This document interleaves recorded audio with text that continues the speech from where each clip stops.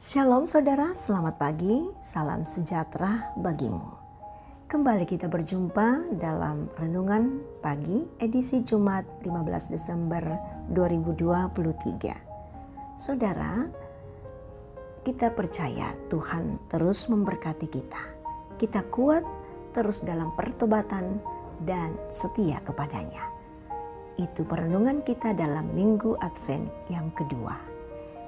Pagi ini kita akan membaca dan merenungkan firman Tuhan dari Filipi pasal 3 ayat 12 sampai ayat 16. Mari kita berdoa mohon hikmat Tuhan untuk membaca firman-Nya. Kami berbahagia menikmati kemenangan melalui kehidupan baru yang Tuhan kembali karuniakan. Kami mengawali semua kehidupan kami ini Bapa, dengan menyerahkan hidup kami dan siap menerima kebenaran firman-Mu. Ya Roh Kudus, tolong kami, penuhi hati kami, buat hati kami penuh dengan hikmat, sehingga kami sungguh-sungguh memahami perkataan demi perkataan Tuhan. Ampuni dosa kami Bapa, berbicaralah melalui firman-Mu, kami siap mendengar. Amin. Filipi pasal 3 ayat 12 sampai ayat 16. Bukan seolah-olah aku telah memperoleh hal itu atau telah sempurna, melainkan aku mengejarnya, kalau aku dapat juga menangkapnya. Karena aku pun telah ditangkap oleh Kristus Yesus. Saudara-saudara, aku sendiri tidak menganggap bahwa aku telah menangkapnya. Tetapi ini yang kulakukan. Aku melupakan apa yang telah di belakangku dan mengerahkan diri kepada apa yang di hadapanku, dan berlari-lari kepada tujuan untuk memperoleh hadiah, yaitu panggilan surgawi dari Allah dalam Kristus Yesus. Karena itu, marilah kita yang sempurna berpikir demikian.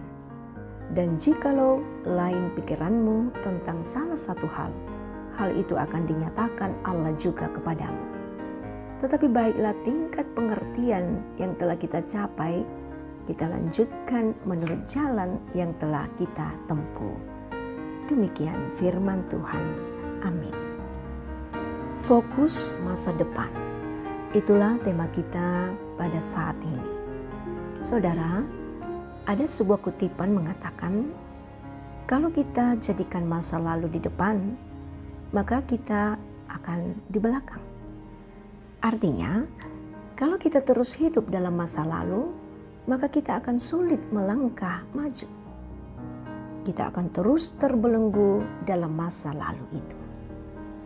Orang yang terjebak dan terikat pada kesuksesan atau kegagalan yang dialami pada masa lalu, itu adalah menghambat, bahkan bisa menggagalkan untuk dapat maju sebagai garis akhir, mencapai kemenangan. Paulus mempunyai sejarah kelam.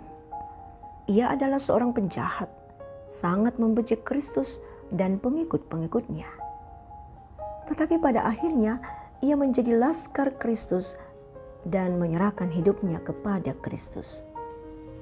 Jika pada masa lalu ia memfokuskan hidupnya kepada hal-hal lahiriah demi kepuasan dan kebanggaan diri, tetapi pada akhirnya semuanya itu dianggap tidak ada gunanya dan hanyalah sampah. Sejak menerima Yesus sebagai Tuhan dan Juru Selamat, Paulus secara radikal mengubah tujuan hidupnya. Keberhasilan yang dicapai pada masa lalu, kekuatan dan kekuasaan justru membuatnya merasa menjadi orang tidak berguna di hadapan Yesus. Ketika Yesus menangkapnya, semua kekuatan yang dibanggakannya menjadi tidak berdaya. Di dalam Kristus, ia telah menemukan hidup yang sesungguhnya. Karena itu, ia terus berusaha mencapai kesempurnaan hidup yang adalah panggilan surgawi dari Allah dalam Yesus Kristus. Saudara yang diberkati Tuhan, jangan lagi terbelenggu oleh masa lalu. Ingat, Tujuan hidup kita adalah menuju kepada kesempurnaan hidup yang akan diterima dalam kedatangan Kristus kembali. Tidak mudah untuk mencapainya. Ia membutuhkan kesabaran, kesetiaan, dan komitmen. Teruslah berlari untuk menggapainya. Roh Kudus akan menuntun dan menguatkan kita. Terpuji nama Tuhan. Amin. Mari kita satu dalam doa. Ya Tuhan, sesungguhnya tidak ada alasan untuk tidak bersyukur kepadamu. Karena Engkau selalu ada dalam segala kerinduan kami. Pagi ini Engkau kembali menguatkan kami, memberikan kami pencerahan, penguatan melalui firman-Mu.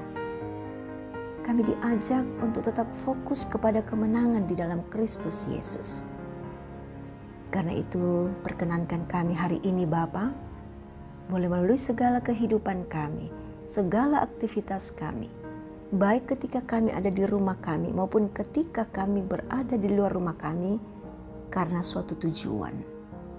Biarlah semua itu tetap kami jalani untuk kemuliaan Tuhan.